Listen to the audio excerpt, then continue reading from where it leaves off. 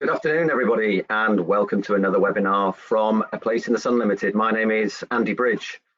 So at A Place in the Sun, what we do is we run the website, aplaceinthesun.com. We have a magazine, A Place in the Sun. We ordinarily would be organising our exhibitions now, A Place in the Sun Live at London Olympia and at the NEC Birmingham.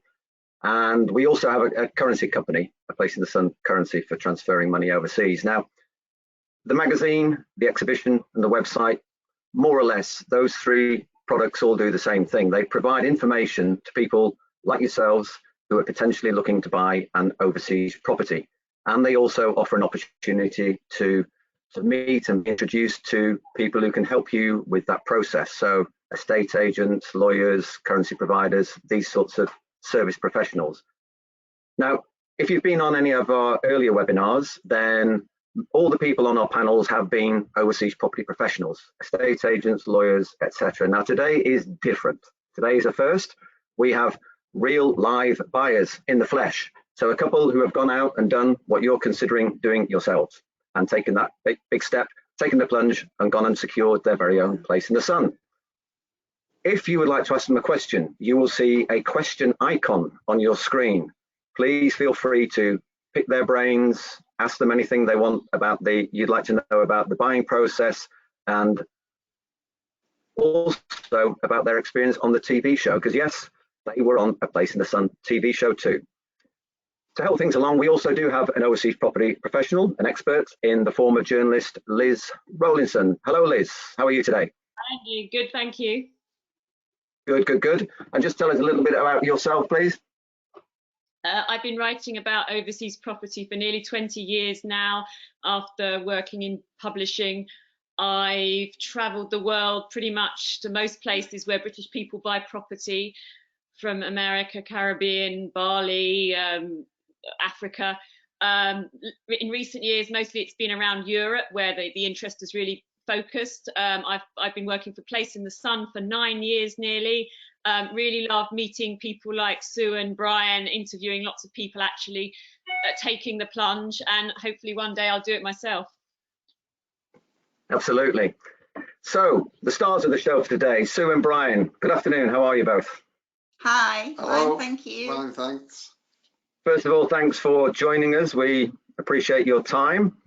Let me jump straight in and ask about your planning and your aspiration for buying an overseas property. How long have you held this dream of securing a place in the sun? Well, probably about 5 or 6 years we have been thinking about it. We go to Spain every September. We usually drive for and stay for about 4 or 5 weeks.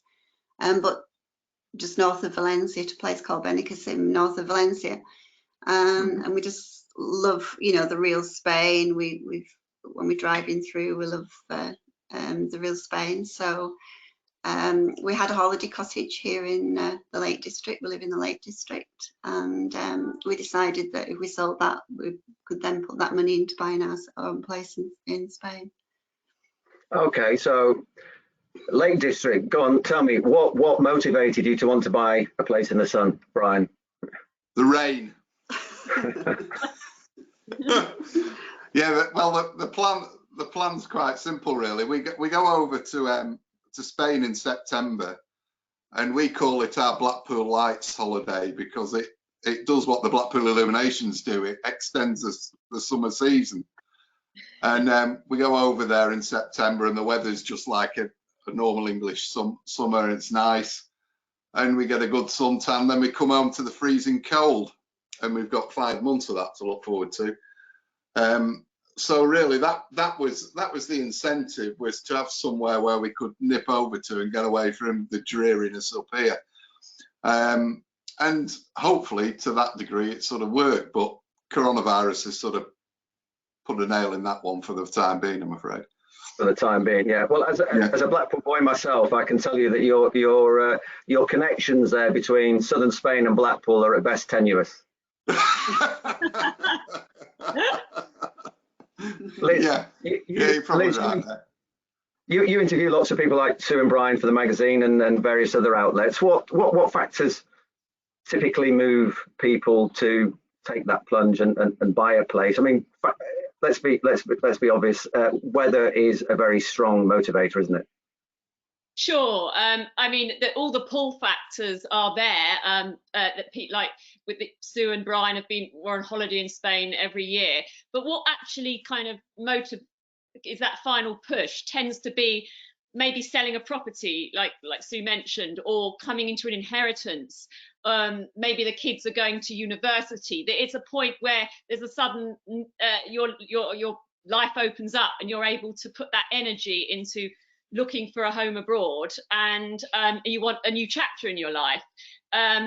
Otherwise, there's lots of people that are sort of looking half all the time, and they might go to one of our exhibitions or watch an episode on the TV series and might suddenly think, oh, that's the thing I want, and that will push them into actually finally making that search themselves.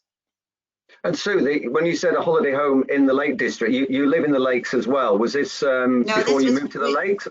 No, we let it as a holiday let. We had it for 20 years, yeah, and we let it as a holiday let. So we decided let it as a holiday let, we should have our own, in Spain. Yeah, so. Okay, okay.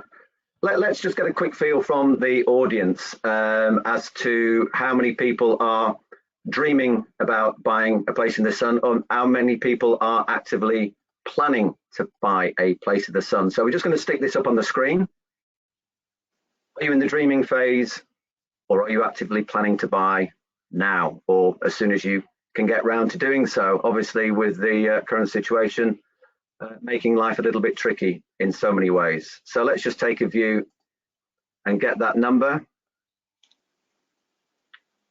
Wow, so 3/4 of you out there at the moment logged onto this event are thinking, actively planning to buy an overseas property. So excellent, fantastic. I'm sure you'll be firing in your questions. Don't be afraid to click that question mark icon to ask Sue and Brian anything you'd like to find out about their journey. So how did you decide where you wanted to buy? You talked about going to the Valencia region on holiday. Was that somewhere you considered buying? How did you end up in, where is it you run? It's down in Torrox, yeah? Torrox, yeah. We've been, as we say, we've been looking for quite a few years, and we were slowly coming down the coast. Obviously, we go to a place called Benicassim every year for our holidays, and we decided that was a lovely spot, but it wasn't quite what we really wanted for, to buy a place. So we came down the coast, and we ended up in Mojácar, and you sort of beat us to it really, because we were planning to look around the Torrox area, the Nerja area. Next, that was our next holiday, and it was due to be in February this year.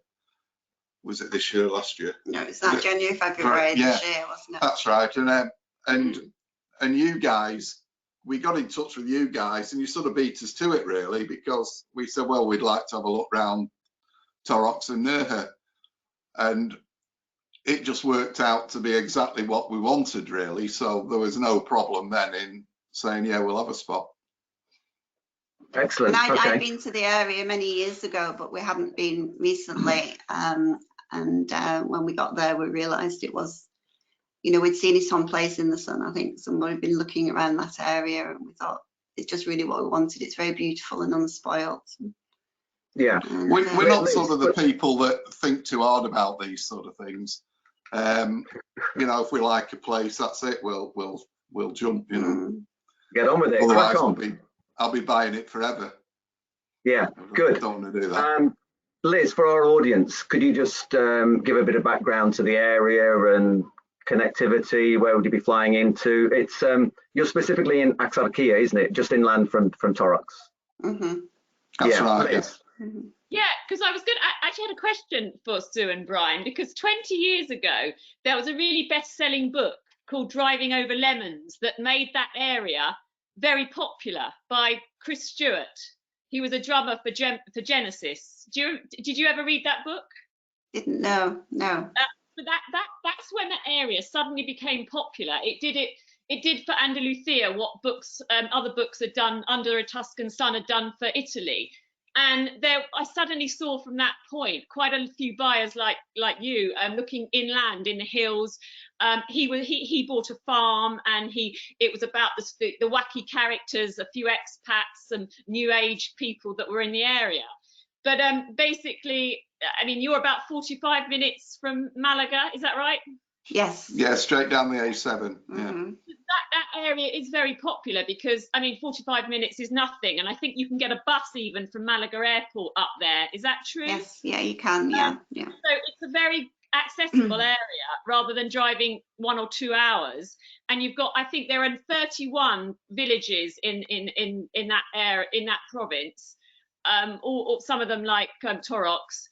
And people love it for the authenticity, which you've referred to. And you can, I mean, Malaga Airport is very well supplied, and I think access is very important for buyers. And also, as you said, you wanted to walk to a bar or a restaurant. So I think being near a village within that beautiful, tranquil area is very popular. But I mean, you have to think about what you want nearby. How to get there. If you want to rent out your property, then within an hour tends to be the sort of ideal distance that people who rent properties will want. Do you want what amenities do you want nearby? Is a hospital important? Is being able to walk to a bar? Things like that. And seasonality, I mean, if you're living there full time, you want somewhere that's vibrant all year round. And I think, as you've alluded to, that one of those villages is a lot better at doing that than down on the coast in Torox on the Costa del Sol, where it's a bit more seasonal. So am I right in thinking, Sue, that you didn't originally intend to let the property out for rental, but you've now reconsidered that and you might look to do that? Yeah, no, initially we said no, it would just be for us, and we just start off as a holiday home, and then maybe as Brian retires, we would spend the winters there. But the estate agents actually said that it would let out very well in the summer months, and we wouldn't be there in the heat of the summer, so we are considering that now. Right. And what are you looking to retire during the summer months? Sorry, thank you. What are you looking to retire from, Brian? What takes up your time at the moment? I restore. I've got a company and we restore old wooden boats. You know, the classic shiny varnished mahogany launches, you see. And well, time's moving on, so it's time to enjoy myself really now. Yeah. Okay, good. And what I should probably say at this point, as we go into talk about the TV show, the TV show is well, it's the same name as the stuff that we do. It is a different company and a different setup. But what prompted you to contact the TV show? Is that something that you thought, well, they can help out, or we fancy just getting ourselves on the TV screen? No, it really the thought of buying a house in the first instance fills me with horror, because I hate that sort of thing. And especially the thought of buying a house in a foreign country and on the Costa del Sol, where there's more sharks down the Costa del Sol than there is in the Mediterranean, that I thought I need some professional help here. And it wasn't the price of getting you guys to help me or help us was looking silly on the telly for an hour, basically. But saying that, the help that we got was fantastic. Yeah. You know, I'm the sort of person that if I look at the outside of a house, I instantly switch off. And but with your guys there, it just made it so easy. Really, it was fun, to be quite honest. It was enjoyable. They showed us houses that they really had listened to what our criteria was. Yeah, all 5 houses that we saw. There was an awful lot of work had gone in the background beforehand to fit our need, which I suppose our need really isn't all that different from what you see on the telly. I want to be within half an hour of the coast. I want to be in walking distance of a bar and a restaurant. I'm sorry, I was Mr. Boring in that respect, but that was all fulfilled. I think our one one criteria that made it slightly different was we needed a garage to put a car in. And sure enough, everything popped up, and we could see how you're thinking every time, and it worked out really, really well. You know, I can honestly say we wouldn't have bought the house that we've bought had it not been for you guys.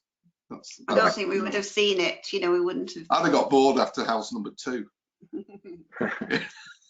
So this is really a sneak preview of this webinar, because this TV show hasn't actually aired yet. So we are we're getting a little bit ahead of ourselves. But just tell us about that process then. So you actually then made an offer on the program. Which property was it? Which number property was it? Yeah, number 4. And was that the only one in the running, or were you interested in potentially one of the other properties? No, as usual, they completely throw a spanner in the works at the end of the program by the last property, because that's the property that actually on paper is the perfect property for you. And on paper it was, but as is so often the case, you know, in life, that, you know, not everything that you write down on paper works out to be exactly what you want. And the house number 5, which was the perfect property, was the house I had in mind. It was before we went, that would be the house we had in mind. That was the one, but we'd been showed such a good alternative that it completely blew house number 5 out of the water. And all right, I think that's Sorry, carry on, Brian. No, it didn't completely fill all our tick boxes. You know, it didn't, but most of them. But the things that blew you away with this property was simply the views, the fact that no one could ever spoil that for you, and the property itself. You don't just buy a house in England like that. That's all I can say. So tell us a bit about the aspect of the property then. Where are you located, and what is the view? Well, obviously, if you want a property with a view, it generally means you've got to have it on a hill, which we live on a hill here in the Lake District, and we know the problems that are associated with that, and that is either steps or everything's at angles. You don't have much flat land at all. Well, what you guys found us was literally the property on the top of the hill, albeit quite a small hill. So everything was actually on the flat. It was the only property in the whole, out of the whole 5, that was actually on the flat. And it was just brilliant. And the views are phenomenal. Absolutely mind-blowing. We've got both sea views and mountain views. Yeah. But then we're only sort of 10 minutes walk down the hill into the village. So we feel when we're in the house that we're in the middle of the country with the beautiful views. But then we've only got 10 minutes walk into the village, where there's a lovely square and nice restaurants and bars. And Torrox is just one of those nice little villages. One of those nice little white Spanish villages, you know, on the hill. They're very pretty, very nice. It's sort of one of the lesser known ones out of the lot, really. You know, we went up to Campetta and Frigliana, and we quite like the hustle and bustle of Torrox, which is quite nice. It's what Sue and Brian have explained there about having a wish list on paper and then going out and modifying that based on what you get to see, irrespective of doing it via the TV show or just doing it on your own sort of viewing trip. That's fairly typical, isn't it? When people get there, that you can change and adapt based on the properties available. Yeah, because you just have a feeling. Sorry, Sue. Sorry. You just have a feeling when you walk in somewhere, don't you? Yeah. Well, that's what I love watching the TV series for, is because it's so obvious that people set out with one idea of what they think they want, and then it becomes honed, and sometimes they end up buying something completely different. And I think that comes down to the job of a good researcher, clearly, that you guys had, but also for many people, a good property agent. So a good agent will really find out whether what you actually think you want is realistic for your budget, whether it exists, like can you have sea views and have mountain views or whatever, and just exactly whether you do need 3 bedrooms, or you do need or what whether it might suit your exact needs at that time. Yeah. And a couple of questions here to put in at this juncture. Mike Kenwright asks, how ready were you when you made an offer? I guess that means in terms of funds availability, availability of funds, whether you needed a mortgage, those sorts of things. Somebody's here is actually asking directly, were you cash buyers? So yes, presumably the answer is yes.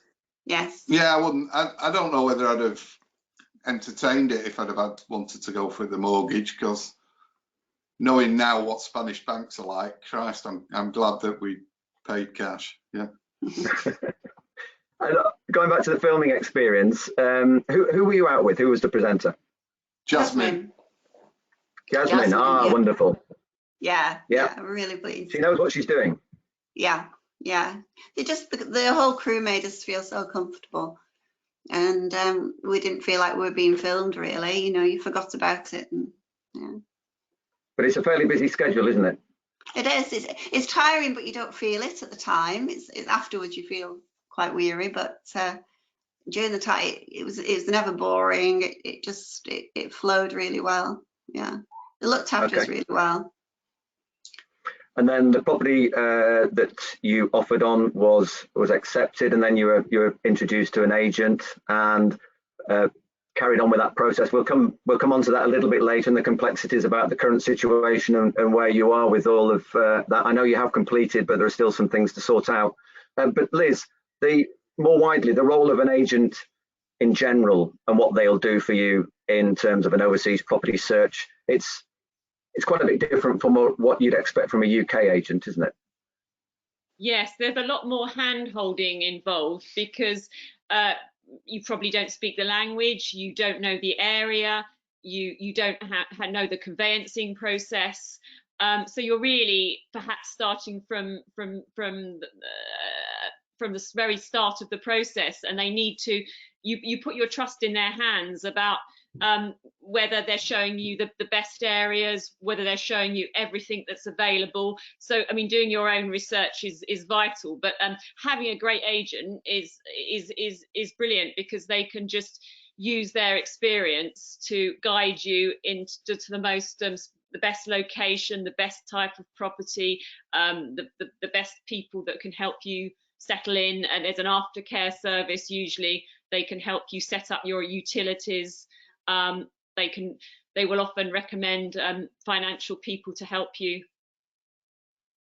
Yeah, leads on to a question from Paula Bird. Well, what do you do when you encounter problems, language barrier with utility providers, council tax, those sorts of things?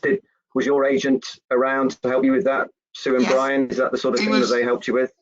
Our agent, he was very good, because you go into this exactly as you said.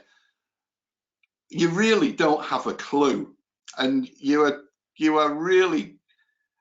wanting to trust people, but you're very wary at the same time. So it's very, very important that you have an agent that is good and very trustworthy, because you're putting an awful lot of trust in them, and you're going along with a lot of things that they're saying, so they have to be the right person. And if they're not, if there's any question, you just don't do it. But luckily we had an agent that was very, very trustworthy. Spoke really good English. Yeah, he spoke English. He put us in touch with the right people, even down to getting us a gardener to look after the place, which as it happens is turning out to be very, very useful. So it is most important that getting an agent is second only to going through the right estate agent is second only to getting the property in our book, really, because they made life so much easier for us.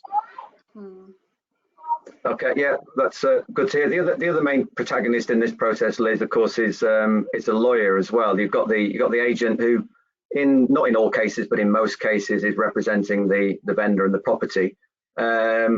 What's the role in the broadest terms of an independent lawyer, Liz? Yeah, I would agree with Brian, but also say that having a good lawyer can be as equally or even more important than having a good agent if there turns out to be something that goes wrong. But a lawyer will represent your interests and do all the checks for you that an agent might not flag up. A good agent should do that, but unfortunately, we all know that not everyone completely is as professional as others. So an agent should check all the permissions on your property, the boundaries, whether it's been extended legally.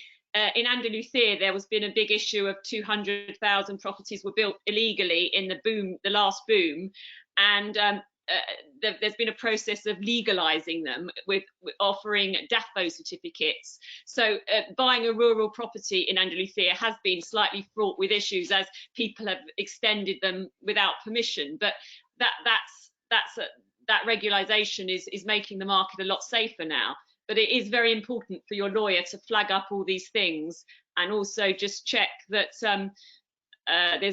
there's no issues to do with debts on the property or anything like that. I would also add to that a local lawyer as well, rather than one in Marbella or somewhere out of town, because quite a lot of these things have to be done. Like we had to all visit the notary, which was in Torrox, and so that's the reason for having a local lawyer. They can just do everything within the locality quickly for you. Yes. That's a really good point, Brian, because in Spain, as you know, there's all these autonomous regions and they all operate slightly differently. And a lawyer from Barcelona will not have a clue about the nuances of the Andalusian system. So that's a really good point. And what was your brief to the production company? I've got a question here from Stephen Lee saying, what's the budget? What was the budget? So apart from, just talk us through the budget and the specification of the brief that you gave to the production team to go out and look for you. The budget, what you have to know in Spain, and it's one of the first things you find out, is the price that you see is not the price that you pay. You'll see a house for £100,000 or €100,000, but then there's another 11% to pay on top of that, and that includes the stamp duty, the lawyer fees, etc., etc., etc. The taxes, and it all adds up to essentially 11%. And I can imagine quite a few people will get caught out by that, because if you're maxing out to your top of your budget to try and get you the best spot, and then you suddenly find, hang on a minute, whoa, there's another 11% to pay. It's a bit of a shock. So you have to include that really with. So you've got to have that factored in the first place. Yeah, it's very important. So our budget was 180 in sterling, and with the sale wiggle room, we said we would go up to 200 if it was going to be the perfect property, but they're not. But what happened? Well, halfway through the show, the pound, somebody said something wrong in government, and the pound took a nosedive, and we suddenly lost £1.50, which you just, all right, you think £1.50, what's that?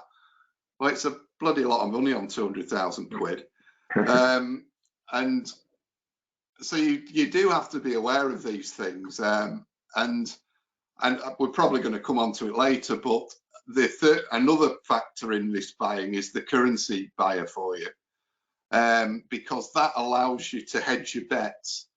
It means you can basically pay for your house in euros and buy all those euros prior to the actual purchase, so you can buy it when the market's good. And we use that it was very beneficial to us. Yeah, that's a very good point you make. We have our own currency transfer business, A Place in the Sun Currency, and a colleague, Robin, who works with me on that business, always makes the point when he's talking to potential buyers. You wouldn't buy a house in the UK not knowing what the final price was going to be, but if you are going to buy an overseas property and you don't forward fix the rate of exchange, then essentially that's what you're doing, because you're exposed to the money markets, and of course you might benefit from that, but you could lose out as well. And that's right. Yeah. And it's peace of mind. You just don't. we were getting into that horrible trap of looking at seeing how the pound was doing every day. And it's not a nice thing, you know, when you're talking about your own money. And so we just sort of, we bought what we thought was a very good price. And as it turned out, it was a good price. And that's it. You just switch off and you don't even look again. You know? And did you forward fix the full amount or just part of the total?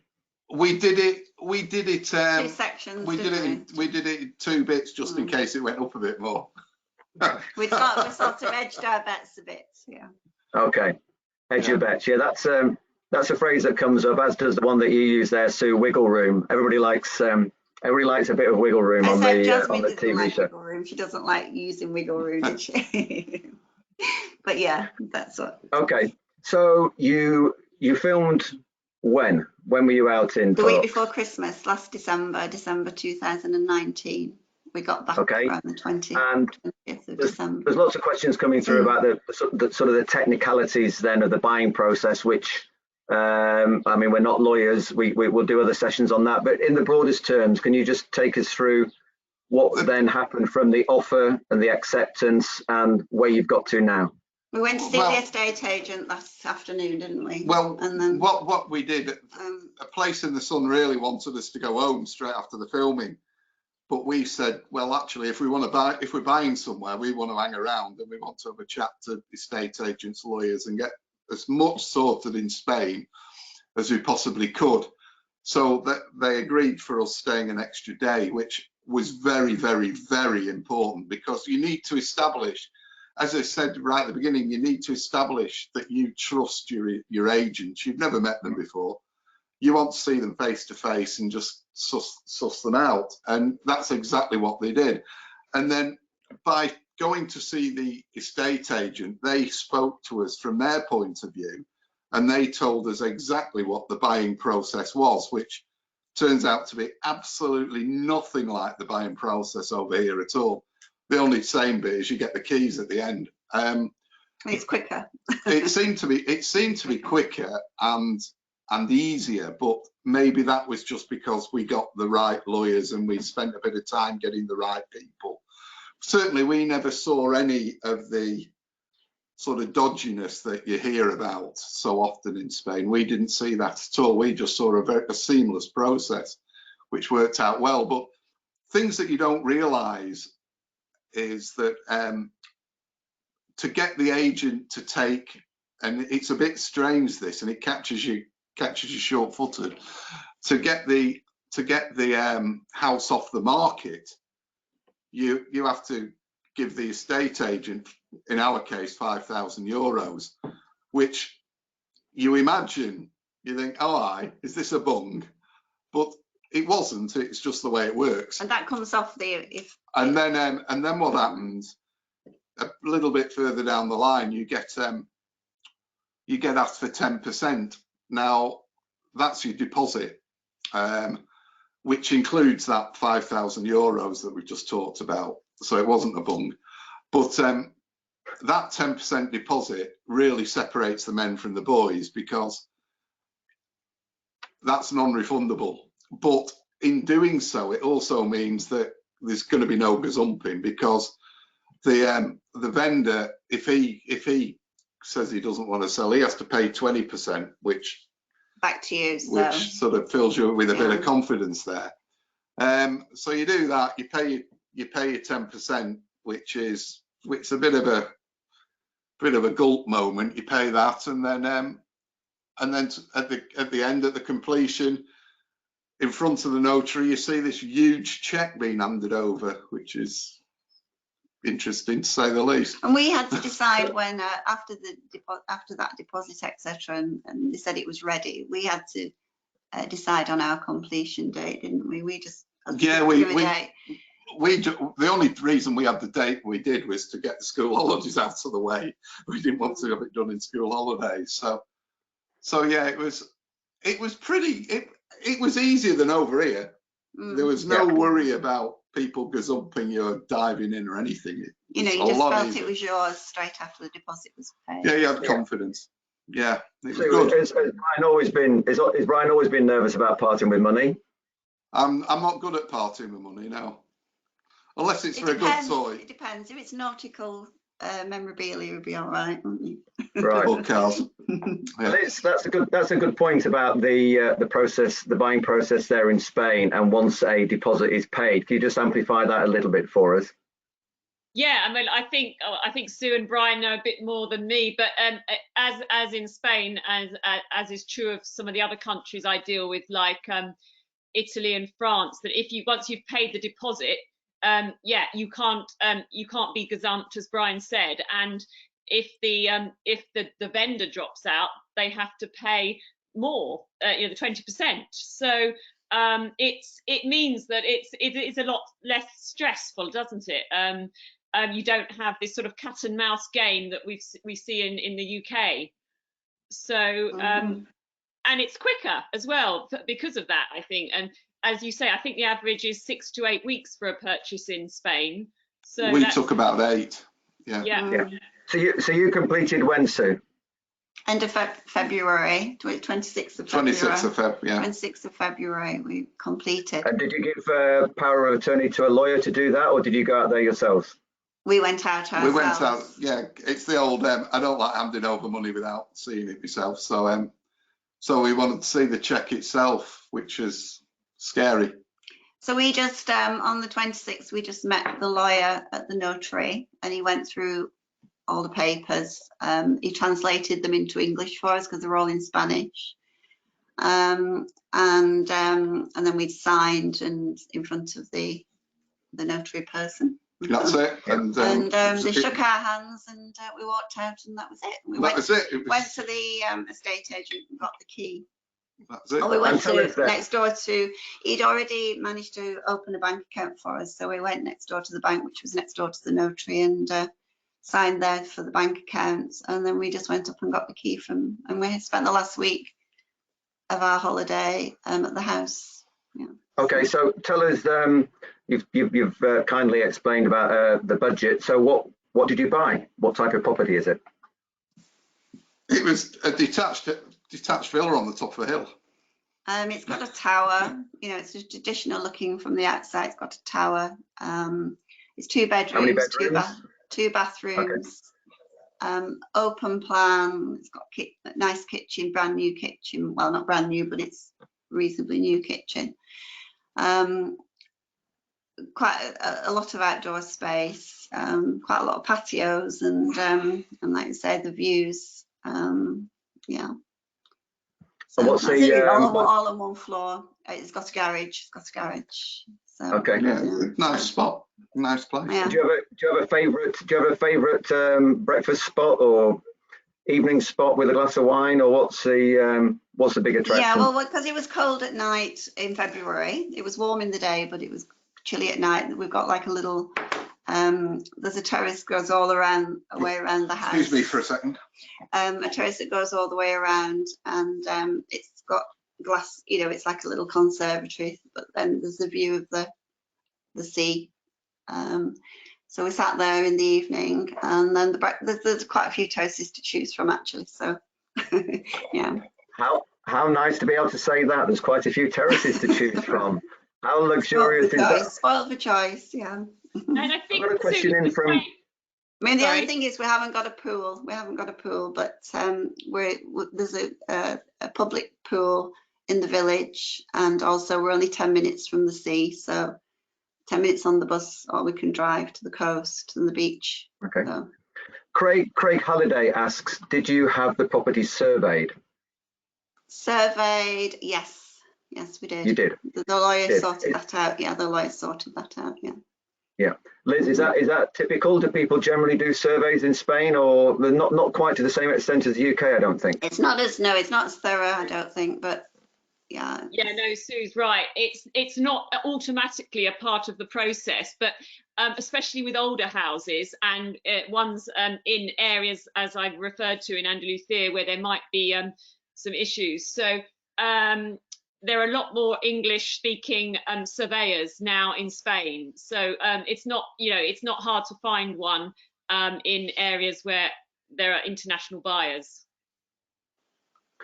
Yeah, okay. And well, there's a very specific question here, which we'll leave the TV show to go into, from Brian Pitkin about, did you offer lower? Did you negotiate? Let's leave that for the TV show. But Liz, Brian does ask, were you concerned if a low offer would upset the buyer? There definitely are cultural sensitivities in different countries with this, aren't there, Liz? Yeah, particularly in Italy, where if you go in too low, you can just really offend an Italian family you're selling to, and to the extent where they just won't deal with you anymore because it's impolite. And you have to, when you go to a property viewing, you know, you have a coffee with them. There's an etiquette, because you know that the property is very close to their heart. In Spain, I don't think it's like that to that extent. And no, we didn't feel it wasn't a problem. And then Jasmine talks to you as well about what the estate agents, similar to here really, you know, if there is, I think there is a little bit of leeway with the price. She talks to you about that anyway when she shows you the property and afterwards. I think something that's very, very important is you don't cheese off the vendor. Dead important that.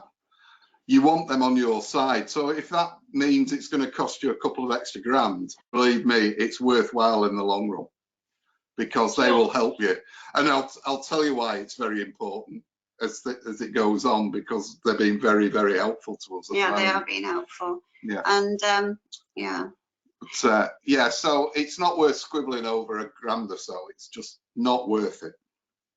Yeah, I would echo that. I mean, in so many ways in business, really, you want the person on the other side of the table to be happy with the deal as well, don't you? Yes, it has to be fair as well, fair for the property, really. Yeah. Yeah. Liz, I've got a question here from Anita Paynton, just picking up on what we referenced earlier about the role of the agent. Well, she was asking specifically about which agent it was, but Mark Saunders asks, is the agent working on your behalf or on the behalf of the seller, Liz? On the behalf of the seller. Oh, is it the seller? Yeah. Yeah, they are the agent selling the property, and there's no one representing your interests unless it's your lawyer. You might use a property hunter or a property search agent in Spain, which are fewer than they are over here, and they will act on your behalf because you've commissioned them to look for a property. But an agent, the selling agent, is acting for the vendor, but a good one will obviously try to help both sides. Yeah. Again, it's worth pointing out on aplaceinthesun.com, under the advice section, we have various overseas property lawyers who advertise in that area under the professional services. It is under the advice drop down. The TV show, as I said before, is a different company, a different business. Lots of questions coming in. Does the TV show sort out the legal side of it? Obviously not. The TV company films a TV show. A lawyer is a lawyer. You need a local lawyer. We get asked a lot about, would you take a recommendation from an agent about a lawyer? And on the face of it, you don't really want to be taking an agent's recommendation, because you want a truly independent lawyer who's going to do their job.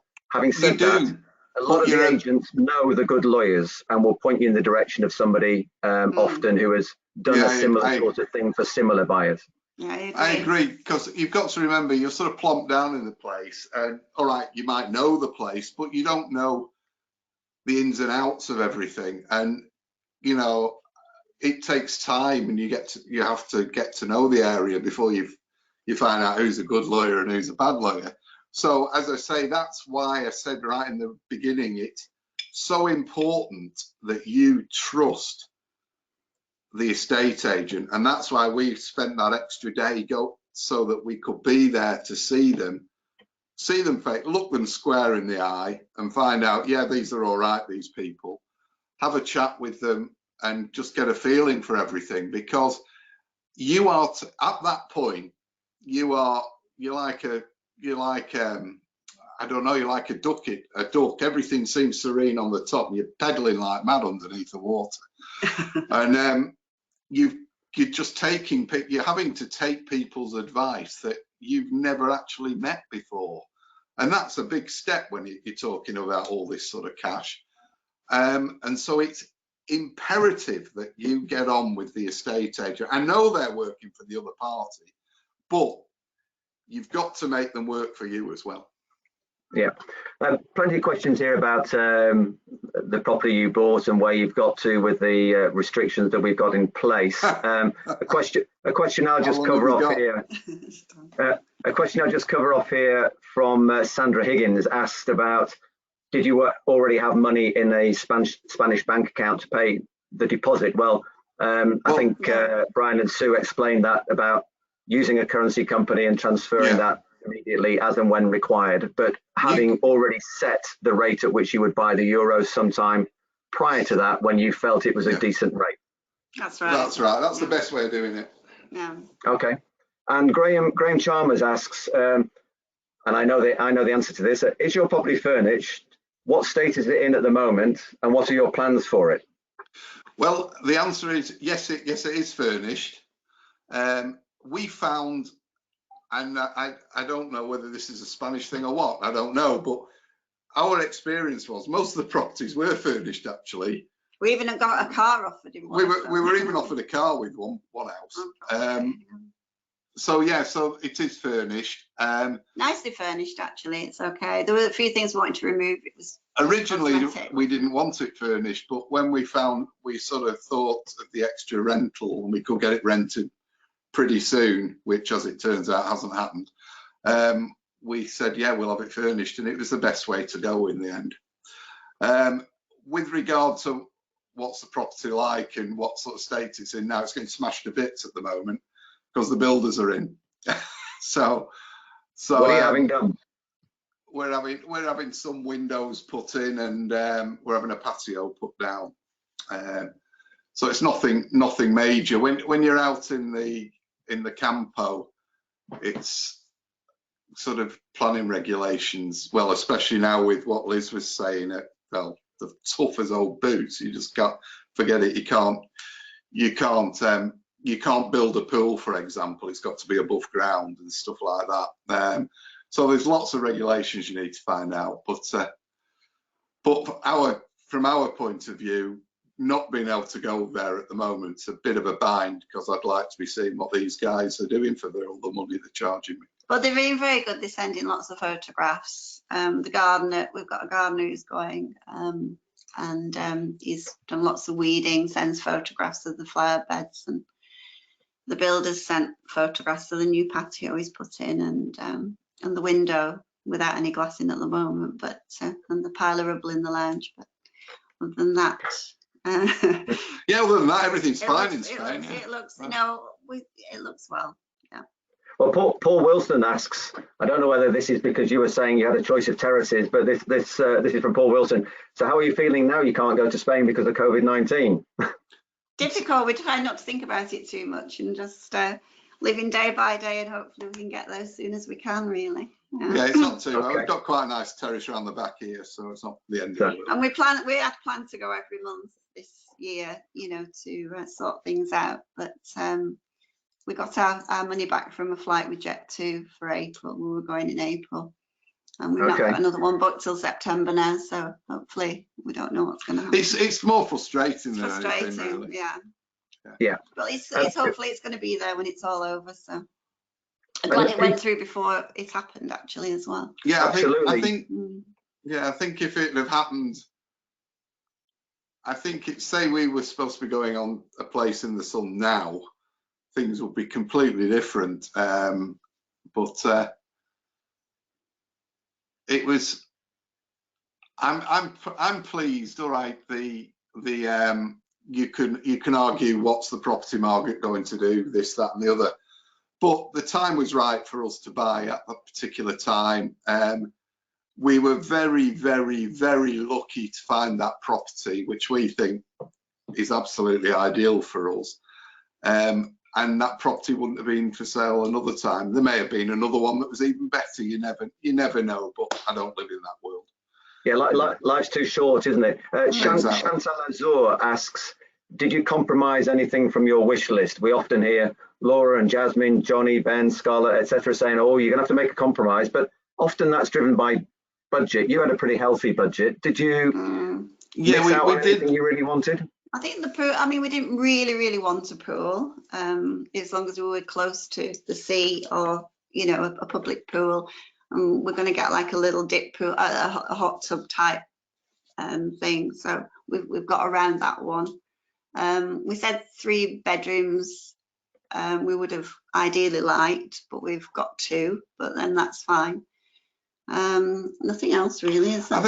I think when you go and see a property, sort of, and I'm not very good at this sort of thing, but from my perspective, we went to see the property we've bought, and it sort of made other things sort of disappear into, you know, not quite as important. You know, the 2 bedrooms suddenly didn't become an issue. You know, they're not having a pool wasn't an issue. You can work around things, and the massive benefit of this place was the views. It's just as simple as that, and the fact that no one could spoil those views. And then the garage, of course, for Brian, the garage. Well, it had a garage, yeah. Right, some quick fire questions for you from a number of listeners. First one is from PK Makwana asking, what stage of the buying process did you get your NIE number? Or actually, have you got an NIE number? No. Now then, you're opening an absolute can of worms now, because... Okay, we've not got long. Give us a brief answer. Because of the coronavirus situation, all the Spanish offices closed. And to cut a very long story short, no, we haven't, because we can't get one at the moment. But everything you buy in Spain of a decent value has to be, you've got to supply an NIE number. So we're actually buying all the stuff and paying the builders and what have you on pro formas at the moment. On pro forma. Right. They're all understanding because they know the situation. So, okay. You know, it's not caused us a problem. Stephen Lee asks, how did you find a builder? Through the estate, it was through once we'd established. That's why I say these getting on with the estate agents very, very important. We found a builder through the estate agent, and up to now we've had no complaints whatsoever. We're quite all right. I'm not saying he was the cheapest, and he wasn't, and he isn't. I know that, but he's doing a really good job by the looks of the photographs. He's keeping us well informed when you're 1,500 miles away and can't get over to the spot, which is very, very important. Mm-hmm. Yeah. And he's asking all the right questions and what have you. Yeah. So the answer to that is we were given it by the estate agent, you know. Okay. Martin McNulty asks it's not a morbid question, it's a practical question. Have you made a Spanish will?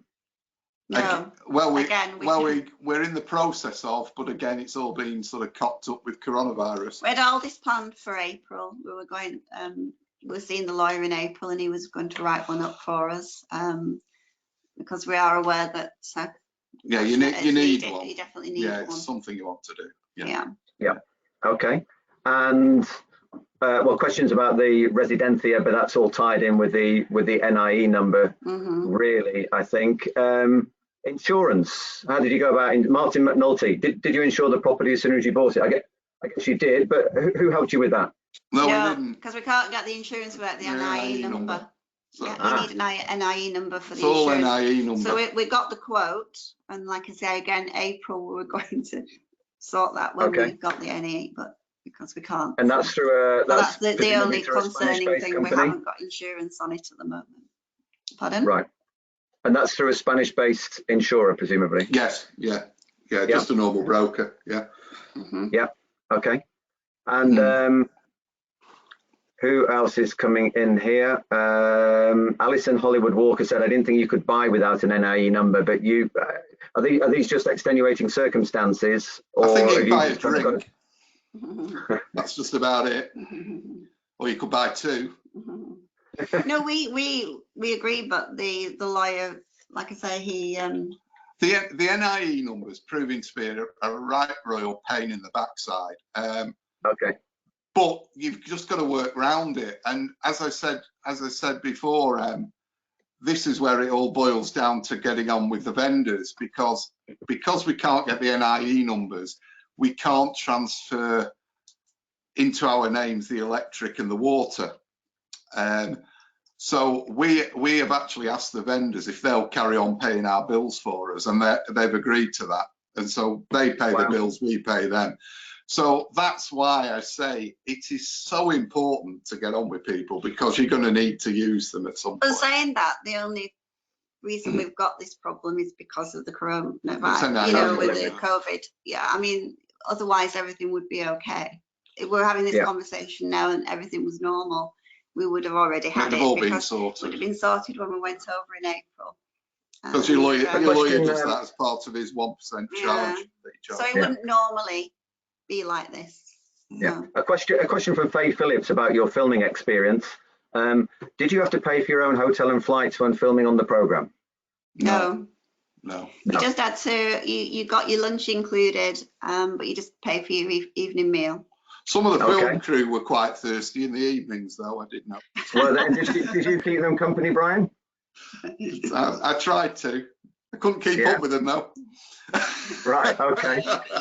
You go for a meal with the crew the first night, just before filming starts, just to get to know everybody, on the so Sunday, you feel comfortable. And they all stay at the same hotel as you, so you know, at least you know, they make you feel really comfortable. It was a very pleasant experience. It was nothing wrong with it at all. It was very, very good. Very good. Yeah. And just again, just to underline the difference between the two different businesses, please don't start emailing aplaceinthesun.com saying, can you take us out and pay for our hotels and dinners? We don't do that. But on our website, on aplaceinthesun.com, if you click under TV show, there's a drop down menu and there is a page there for apply. And you can fill that out, and that goes to the production company that actually make the TV program, and they will get back in touch with you if they would like to take your application forward. Filming's suspended at the moment for obvious reasons, but Liz, we've been speaking to the likes of Johnny and Jasmine and everybody regularly. They're all chomping at the bit, aren't they? As I'm sure you are with your normal hectic travel schedule. Yeah, no, we're all desperate. I think I should be in Menorca right now, so it's a bit gutting. But I would just say that, going back to the TV series, I would love to do a follow-up with Sue and Brian in our magazine in 6 months' time, and see how they've got on and see pictures of their lovely new patio. Because we get so many people asking about viewers, what happened next? Can we do follow-ups? But we can in the magazine and on the website. So I would love to do that when things all return to normal. You're more than welcome, Liz. Welcome, yeah. You know, it actually came with a hammock as well. We found a hammock in the garage. Yeah. Oh, okay. That's my kind of place. Well, thank you both, and congratulations. I think you it's been fascinating talking to you about your motivation, about your experience. I also I really do empathize with you when you say, well, you know, we just thought this is the one, let's get on with it, life's too short. I mean, clearly, if somebody's going to buy an overseas property, it's an important thing to get right. But sort of endless viewing trips and never doing it and never getting on with it, well, you know, suddenly time's gone, and maybe that moment has passed. So it's great that you've grabbed the moment, seized the day. Your opportunity to get out there, I'm sure, will come around sometime soon, let's hope. And then I also wish you many happy years there, enjoying your property in Torrox. Thank you for joining us. Well, thank you very much. And thank you, Liz. Always good to have your insights and expertise. Thanks, Andy. Look forward to Okay, well, thank you everyone for joining us. I hope you found that interesting. We better go now. I do believe A Place in the Sun's about to kick off, a certain TV show you might be familiar with. A young couple buying a place, similar sort of budget, I think, a couple of £100,000, and maybe an hour and a half south of where you are. I think they're looking at Malaga. So yeah, stay tuned. See you all soon. Thank you for joining us. Have a good afternoon. Bye. Bye.